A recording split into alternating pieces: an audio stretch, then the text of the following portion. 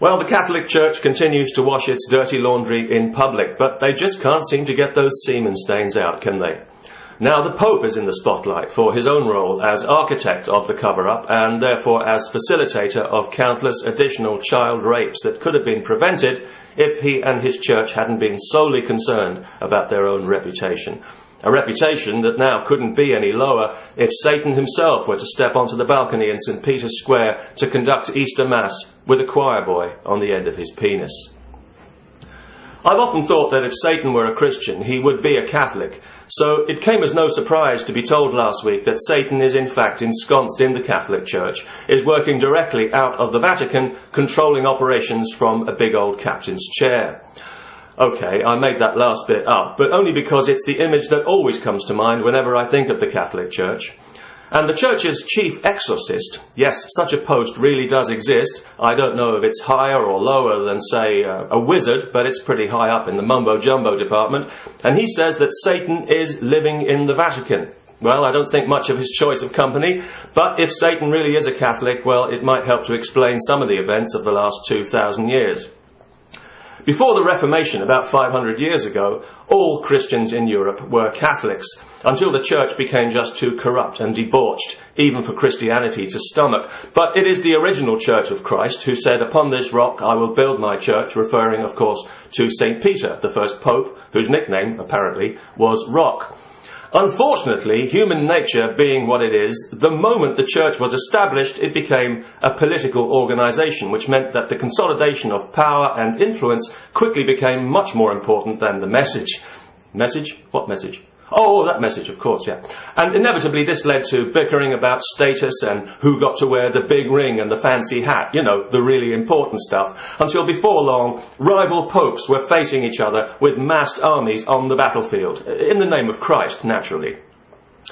Now, even at this point, if Jesus had come back, he would have said, "What are you people doing?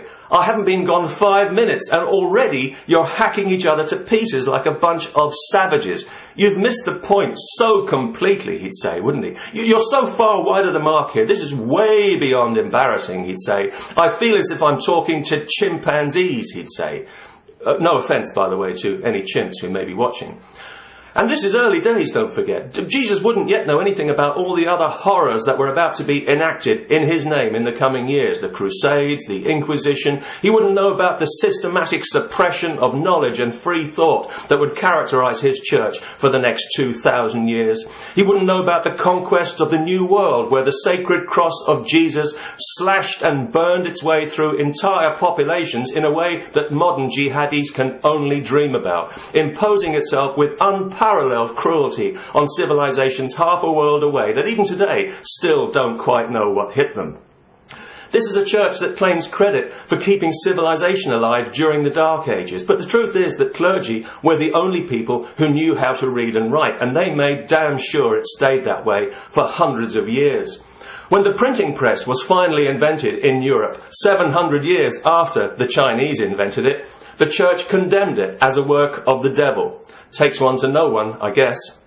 The first man to translate the Bible into English was burned at the stake for his trouble, along with any astronomers and free thinkers they could round up when they weren't too busy making money from selling places in heaven, or rolling boulders of dogma into the path of science at every opportunity, from Galileo on the way through the Enlightenment, which might just as well not have happened, up to the present day. This is a church that condemned the smallpox vaccine, for Christ's sake, as a violation of God's will. It opposed anaesthesia in childbirth because a woman is supposed to suffer pain as punishment for Eve's sin. Not Adam's, Eve's sin. The sin of being a woman.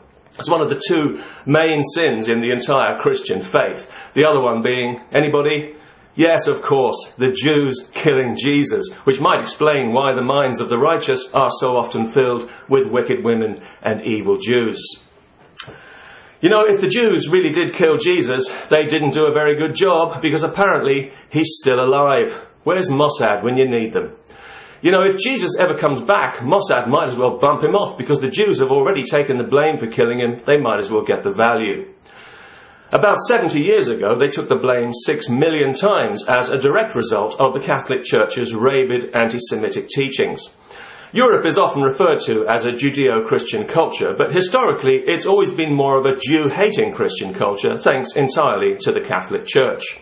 For centuries, the Church in Europe preached open hatred against Jews, assiduously embedding Jew hatred into the very fabric of society, just as it is in many Muslim countries today. They made it virtuous to despise Jews, and it became, as it's becoming again in modern Europe, politically correct to be anti-Semitic.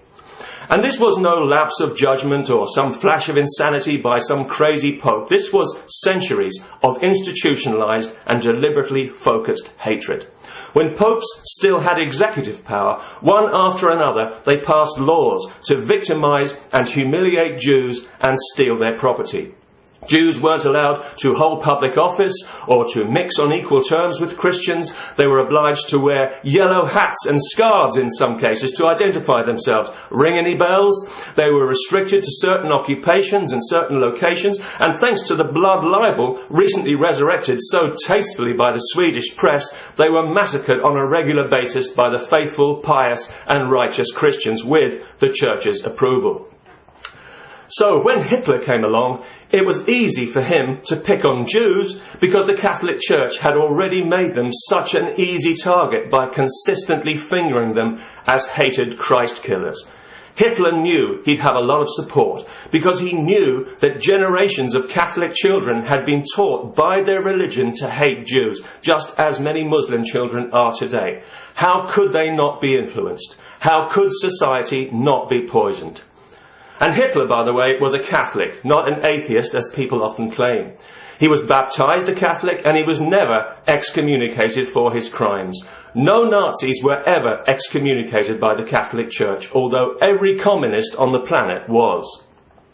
Indeed, the Catholic Church actually provided documentation to help many Nazis escape to South America or to certain Arab countries who wanted to exploit their expertise in exterminating Jews.